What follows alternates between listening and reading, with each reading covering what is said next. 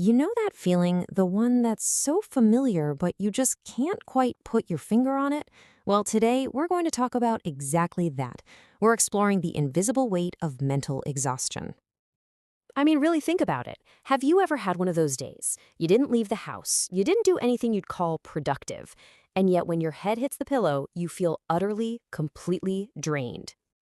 Yeah, if you're nodding along right now, I just want you to know you are so far from being alone in this. It's an incredibly calming feeling, and believe it or not, there are very real reasons why it happens.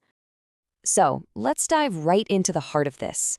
We're not talking about the kind of tired you get from a workout or a long day of physical work. No, this is a different kind of exhaustion entirely, one that comes from inside your own mind. Just picture it. The day starts, and maybe you just can't.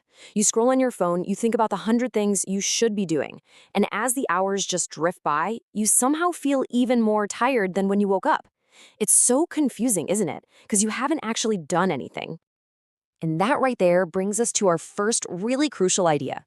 Just because your body isn't moving doesn't mean your mind is resting. Being still and being at peace are two totally different things. Okay, so this distinction is everything.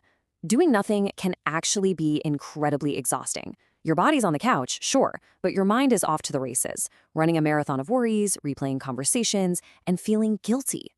But true rest, that's when your mind gets to be still too. And that's where you actually recharge your batteries. You know that invisible marathon your brain is running? It has a name. It's called mental load. It's all the little things, the to-do lists, the worries, the decisions that you carry around in your head all day long. It's an invisible backpack full of rocks, and man, is it heavy. And this quote just hit the nail on the head, doesn't it? You can be physically still for an entire day, but if your mind has been churning and worrying and planning, well, you've been working hard. Your mind never took a break. All right, let's talk about another one of these sneaky energy vampires, the time we spend just waiting. It puts us into this weird standby mode. You know this feeling, right? That weird limbo where you're not really working, but you're definitely not relaxing. You're just waiting, waiting for inspiration, waiting for a text back, maybe just waiting for things to feel better. You're stuck in the middle. And this is just the perfect way to think about it. It's exactly like your phone when you have a bunch of apps open in the background. You're not even using it, but the battery is just quietly draining away. That's what standby mode does to your brain. It's a silent but really deep drain. Okay, next up, and this one is a big one. We've got to talk about the huge and often hidden weight of our emotions and, of course, the endless scroll. I mean, think about all the little things that build up. The stress you don't talk about, the worries you keep to yourself, those tiny little disappointments that sting more than you let on, that quiet feeling of loneliness. And yeah, every single time you just pushed it all down and said, I'm fine. And here's the thing. Just because you ignore a feeling, it doesn't just poof, disappear. It has to go somewhere.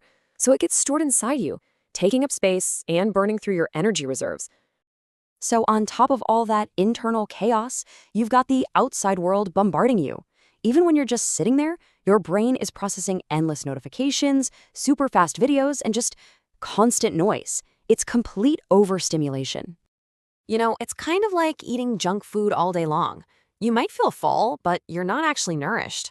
All that scrolling makes your brain feel busy, sure, but it's not fulfilling. It just leaves you feeling tired and empty. Phew. Okay, so that's a lot of heavy stuff, I know. So the big question is, what can we actually do about it? Let's talk about finding a way to just breathe. And I want you to think of these not as more things for your to-do list, but as gentle permissions. And first, please hear this. This is probably the most important thing to remember. If you feel this kind of bone-deep exhaustion, it does not, under any circumstances, mean you are weak or lazy. All it means is that your mind has been working overtime, carrying a weight that is completely invisible to everyone else. You've been doing a lot of hard, unseen work. And the way forward doesn't have to be some huge, dramatic change. It can be small, so small.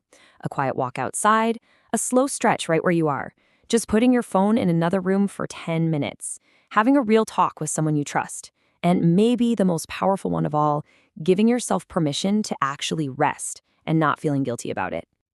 So if you take only one thing away from our chat today, please let it be this: that deep mental tiredness, it's not a failure, it's not a bug, it's a feature, it's a message. It's your mind and body sending up a flare, trying to get your attention, and the message is simple. What you need right now isn't more pressure to do more. What you need is a little kindness. So I'll just leave you with this to think on. With all this in mind, what is one small, tiny thing you can do to be kind to your mind today?